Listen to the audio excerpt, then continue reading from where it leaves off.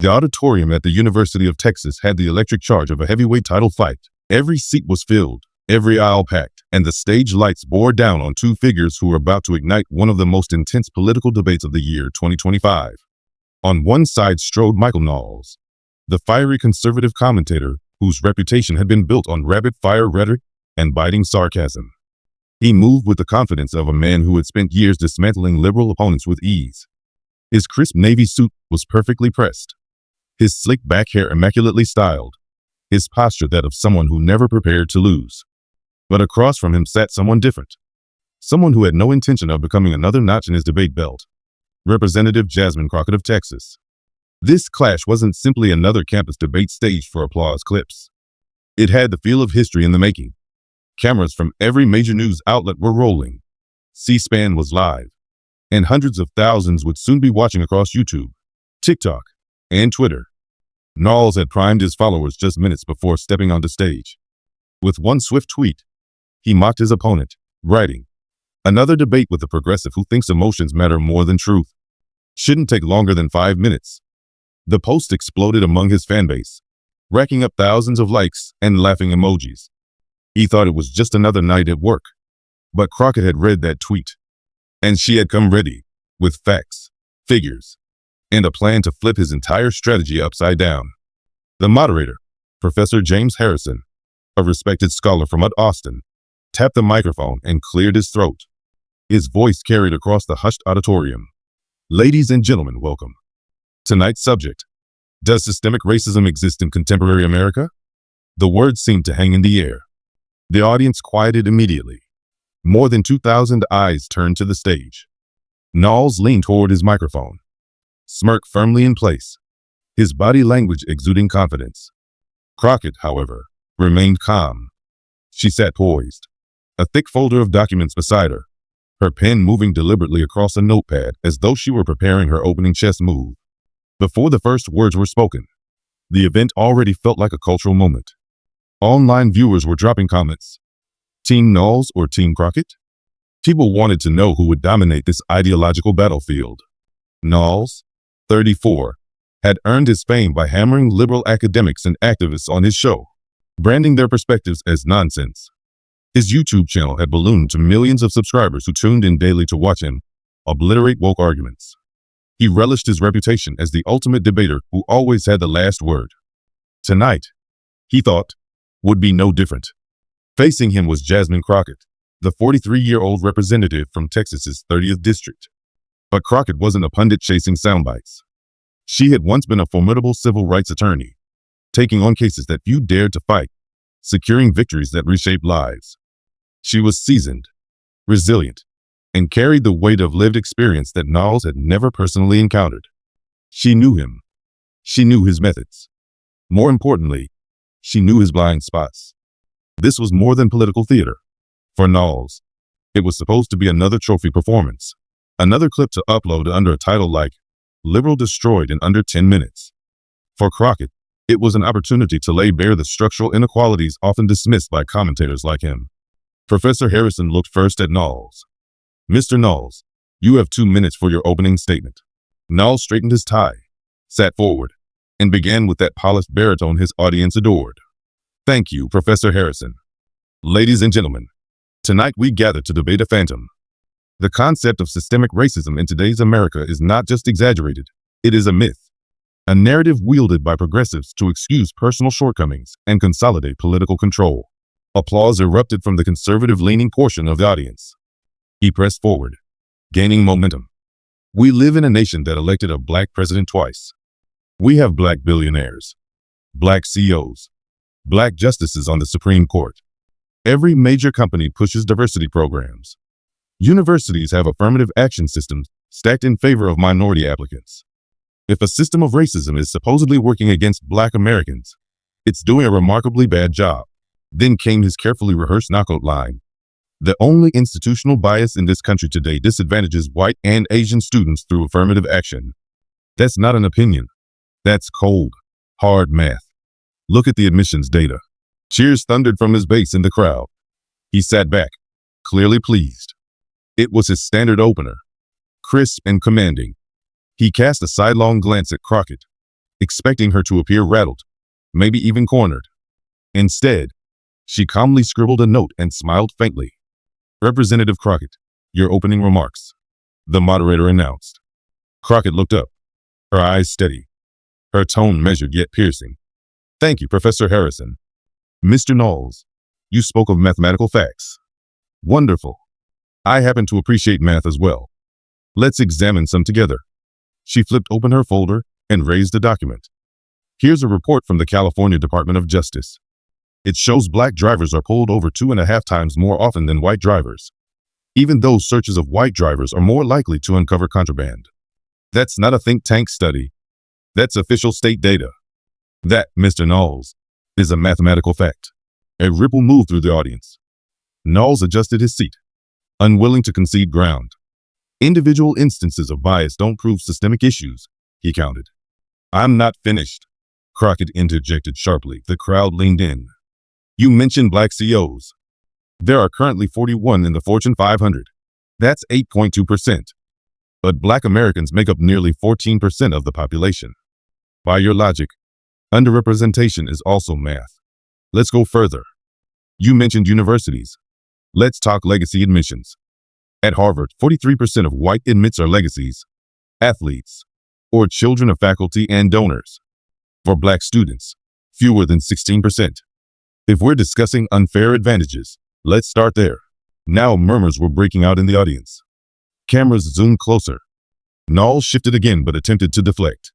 "You're cherry-picking numbers. The broader reality is that no nation offers more opportunity for black citizens than America." Crockett arched an eyebrow. "Cherry-picking? Interesting choice of words from the man who used the existence of a handful of black billionaires as proof racism has vanished. There are 7 black billionaires in this country, Mr. Knowles.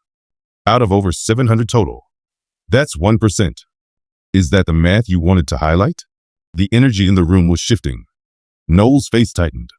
He tried to steer back, but Crockett was relentless. She turned his own story into evidence. "You like to preach meritocracy, Mr. Knowles.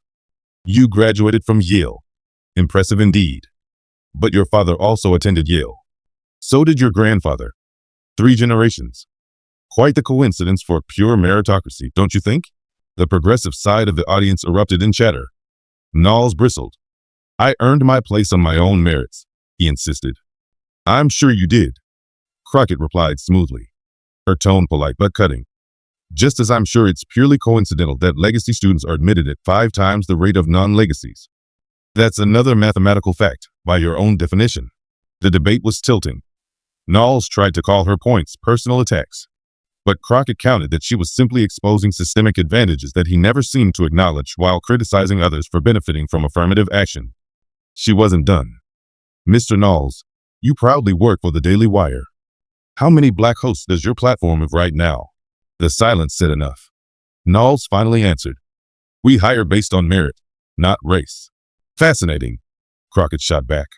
"So in all of America, not a single black conservative commentator meets your merit standard?" "Not one? Candace Owens was the only one you had, and she left. Do you want to remind the audience why?" Gasps and laughter scattered through the room. Knowles clenched his jaw. He tried to pivot toward cultural issues, citing crime and family breakdowns. Crockett leaned forward, smiling now. "There it is. The fallback excuse. Blame black culture. But the biggest predictor of single-parent households is poverty. And the biggest predictor of poverty? Being born into poverty. Black families, on average, possess 10 times less wealth than white families. Why? Because for centuries, they were legally barred from building generational wealth. This isn't ancient history. Ruby Bridges, the little girl who integrated schools while mobs of adults screamed threats, is still alive today. She's younger than Joe Biden and Donald Trump. The people who terrorized her are still alive too. Many of them probably vote in your elections, Mr. Knowles." The room was pin-drop silent. Every eye was fixed on the stage. She pressed on. "You want more data? Let's talk about redlining.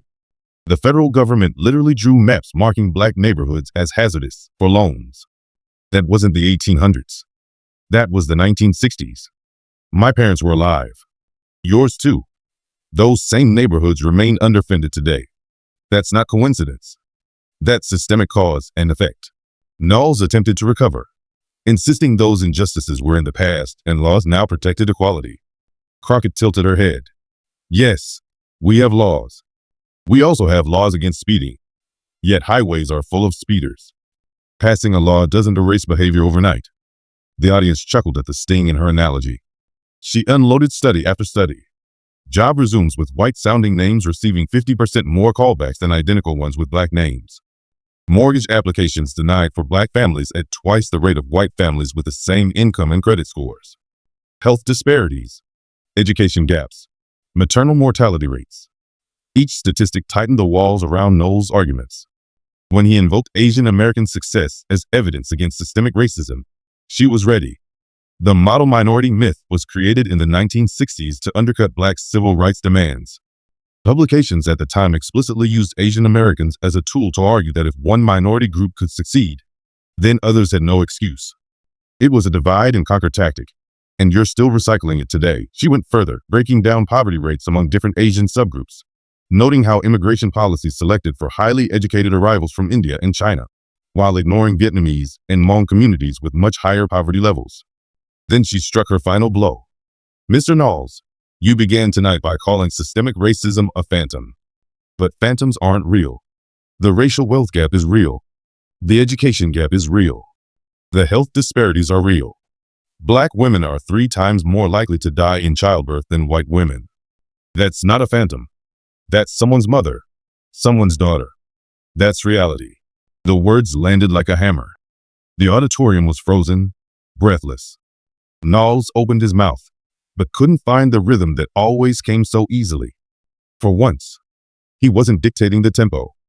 Crockett had not only matched him point for point, she had dismantled his carefully built framework. And in that moment, for all the cameras, all the lights, all the millions waiting online, the smirk that Knowles had worn into the debate was gone. The atmosphere inside the University of Texas auditorium had shifted from tense anticipation to something bordering on seismic. Representative Jasmine Crockett, her posture tall and her voice ringing through the packed hall, laid down words that sliced through the air with unshakable force. Black women in America are 3 times more likely to die while giving birth compared to white women. That isn't an illusion. That's not a ghost story. That's real human lives. Mothers, daughters, sisters, taken far too soon. A hush fell, punctuated only by scattered gasps. Crockett didn't stop. She continued, her tone unwavering. The criminal justice system regularly delivers sentences to black men that are on average a fifth longer than those given to white men for committing the very same crimes. That isn't some imagined monster. That's fathers, brothers, sons, spending additional years locked away, not for what they've done differently, but for who they are. Michael Knowles, refusing to appear physically smaller than his opponent, pushed himself up from his chair as well. His voice wavered but still carried. These numbers, these outcomes, they can be explained by other variables, not automatically by racism. Crockett's gaze cut across the stage like a blade. Name one. She fired back instantly. And I will trace it back for you, line by line, to centuries of discriminatory systems. Poverty? Born out of economic exclusion written into law. Higher crime rates? Directly tied to concentrated poverty and relentless over-policing in black neighborhoods. Lower school performance? Go look at school districts starved of resources because property taxes in historically redlined communities generate less funding. Every explanation, you can conjure circles back to the same root. That's exactly what systemic means, Mr. Knowles. With surgical precision, she drew out one last sheet of paper.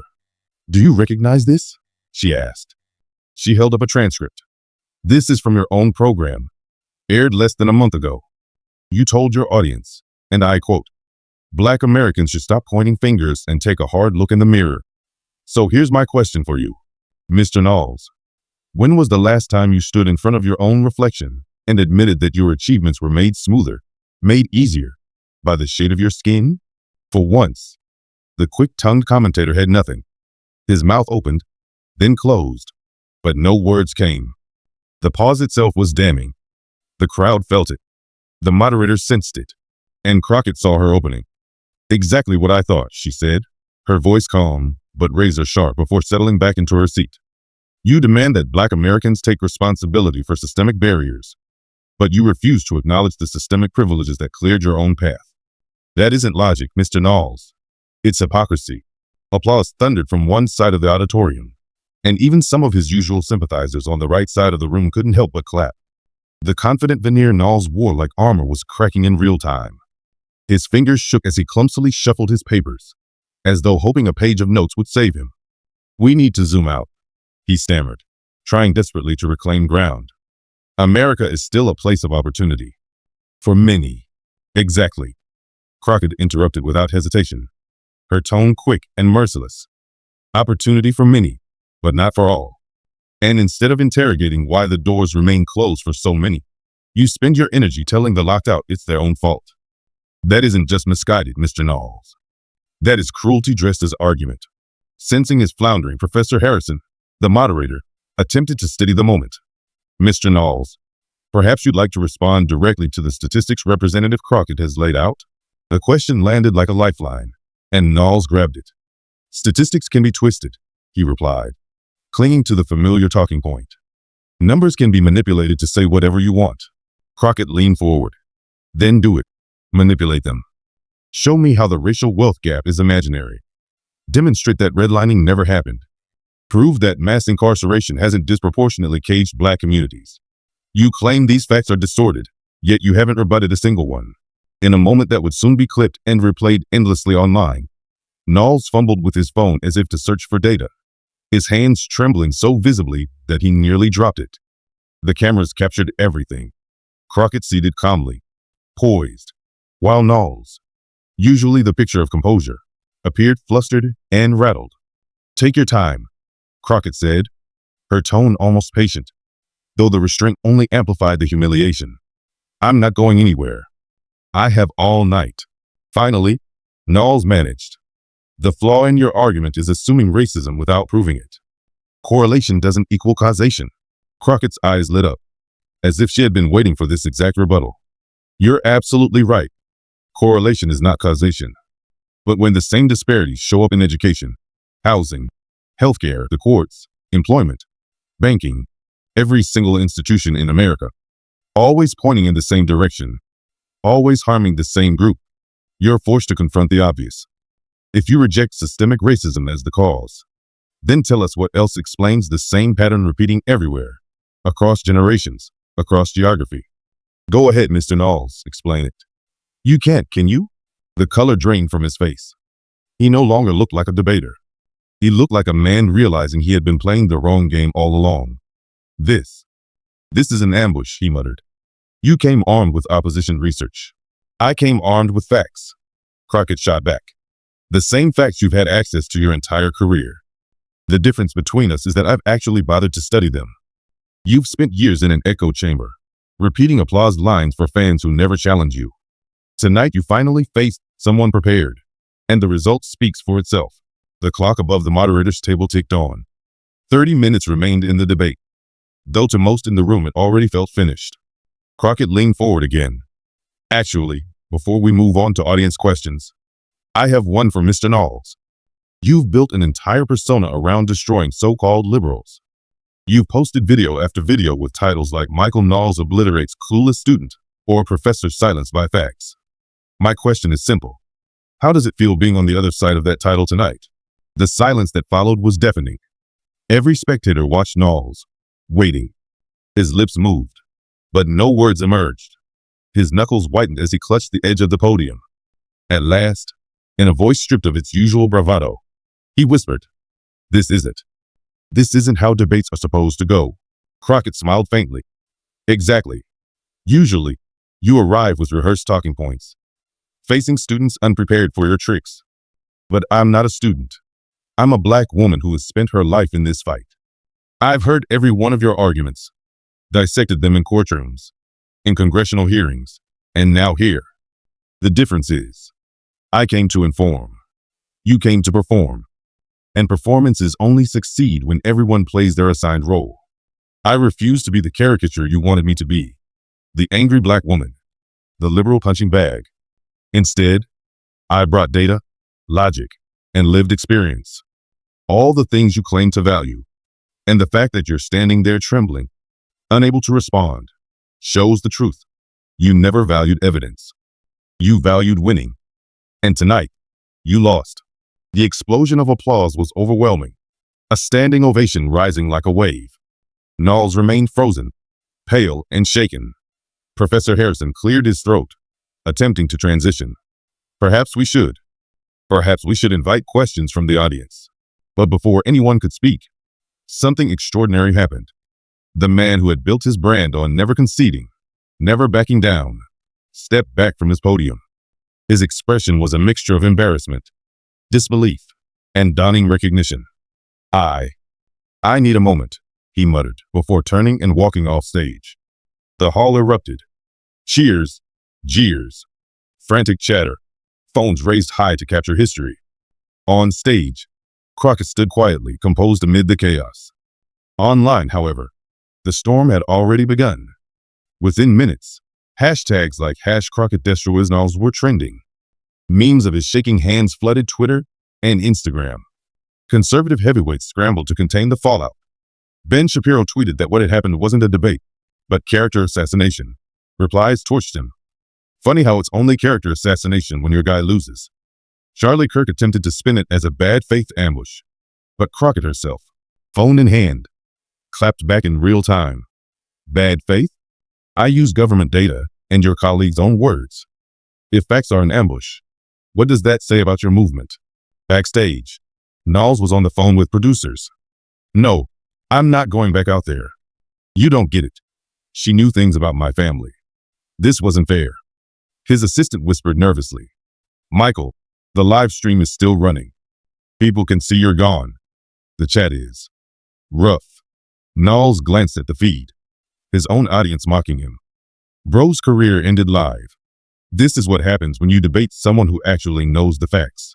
Inside the auditorium, audience members lined up with questions, all directed at Crockett. A young black woman asked, Representative Crockett, how does it feel to have done what so many of us dreamed of doing? Crockett smiled softly. It feels necessary. Too long, voices like his have gone unchallenged because they carefully select opponents. They debate inexperienced students, not experts. Tonight was proof that when confronted with reality, their arguments crumble. A white male student, clearly a Knowles supporter, accused her of attacking him personally instead of debating ideas.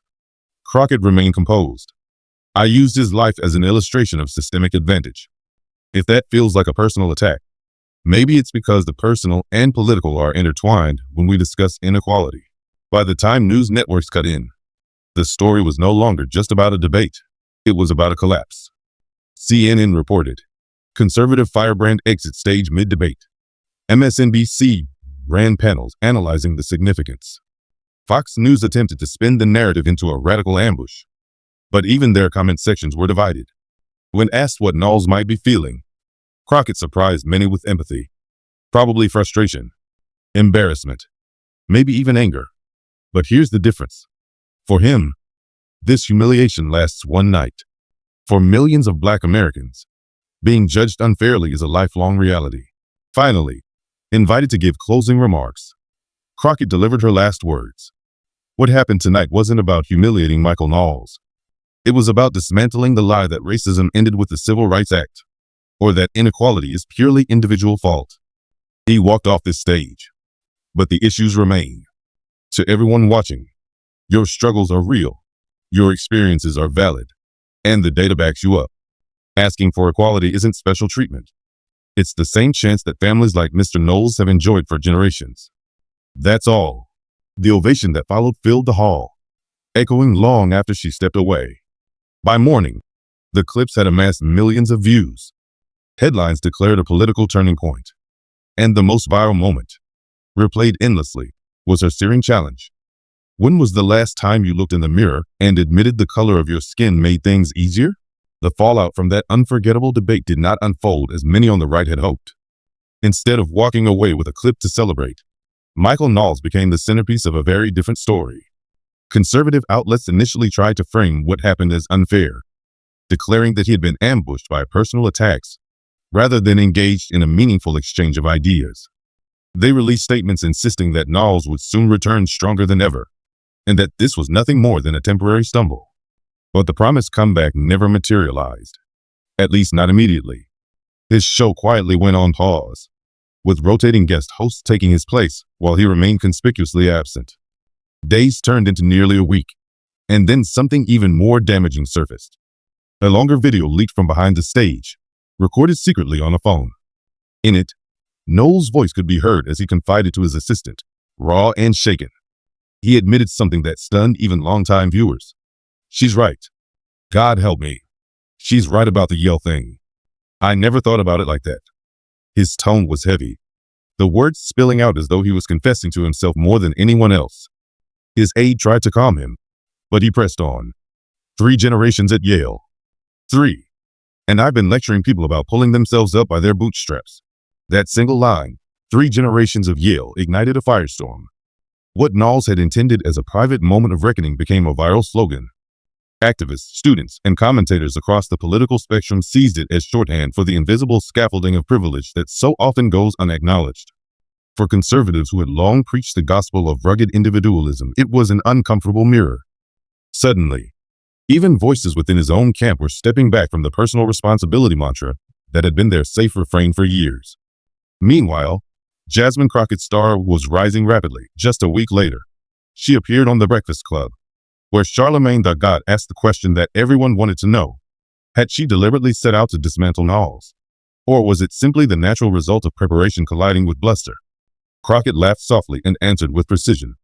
She explained that her intention had never been to humiliate anyone, but rather to bring verified data and historical context into a space where talking points often substitute for substance. "The implosion wasn't my doing," she said. "When your worldview rests on denying reality, the truth will undo you. All I did was shine a light." Her co-host followed up, asking whether Knowles could recover from such a blow. Crockett was measured. Recovery, she suggested, was possible, but only if he chose growth over denial. He could face the uncomfortable truths he had brushed aside, reflect honestly on his advantages, and emerge as a more responsible voice. Or he could double down, dig deeper into denial, and cling to his narrative. "Judging by how conservative media has reacted," she added, "I fear it'll be the latter." She was right. 2 weeks later, Knowles returned to the Daily Wire, but his tone was markedly defensive. He alleged that the debate had been deceptively edited, even though the footage had been live-streamed in its entirety. He accused Crockett of breaking debate rules, though he never clarified which ones. He painted himself as the victim of a coordinated leftist assault.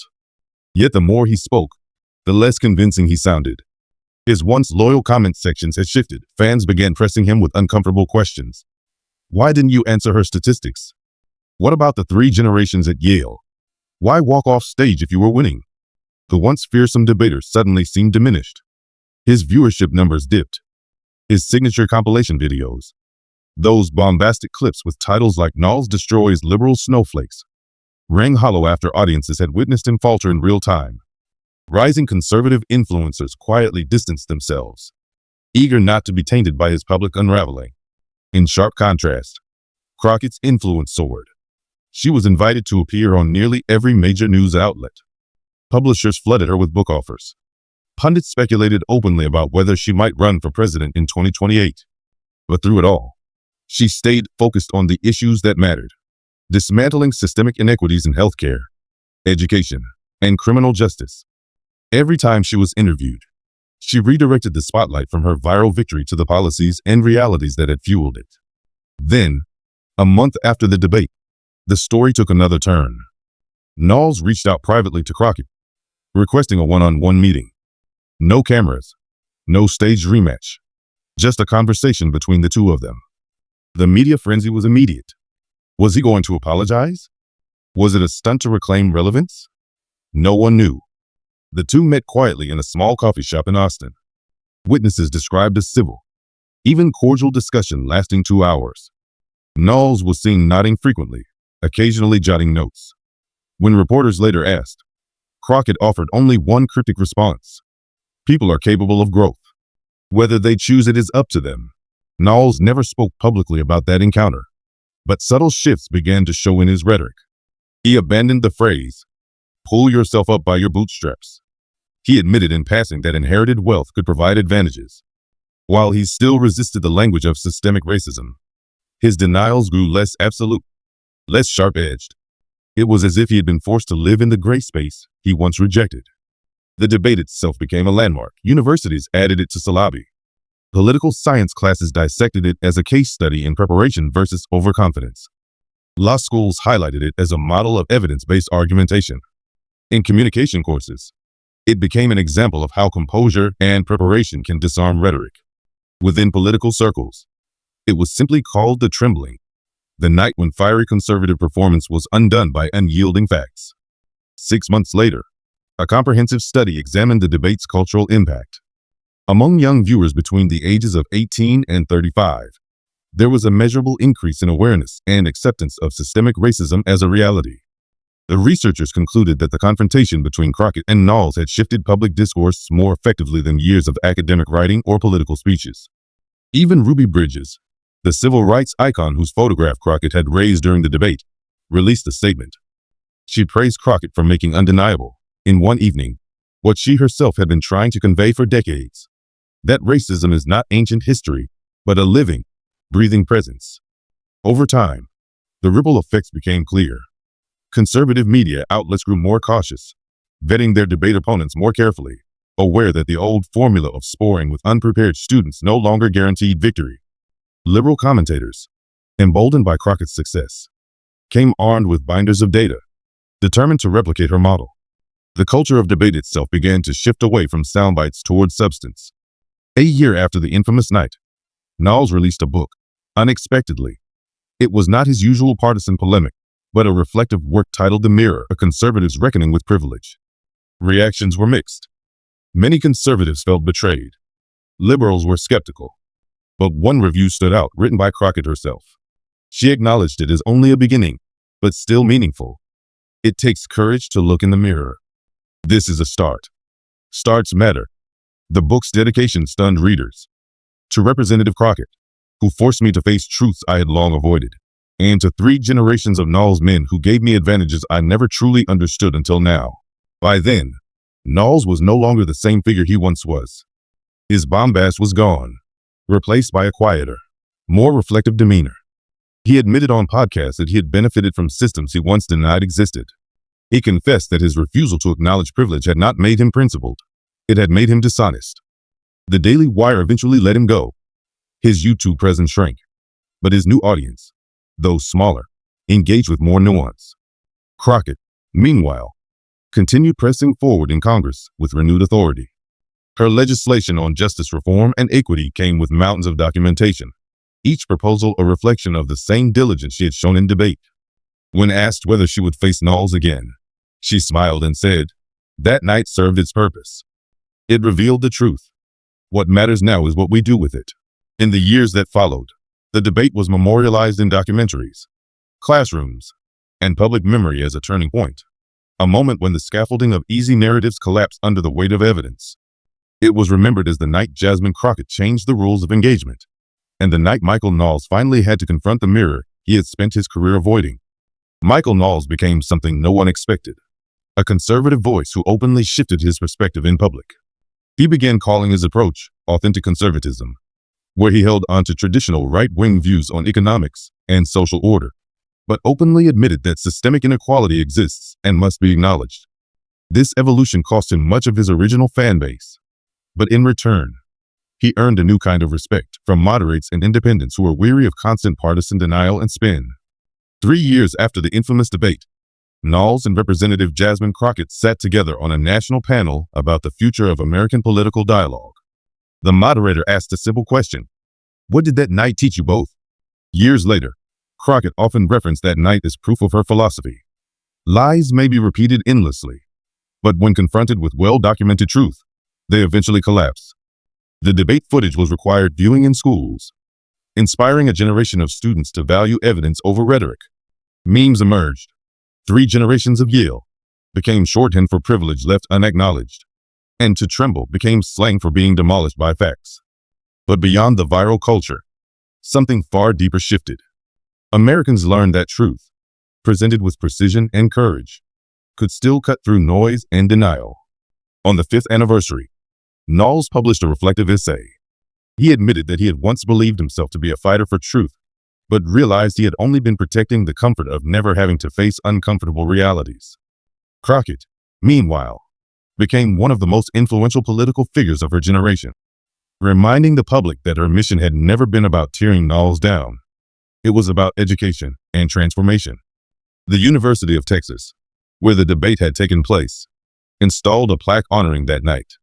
It read, "Here, on October 15, 2025, two Americans proved that democracy thrives not in shouting matches, but in honest engagement with evidence, courage, and truth."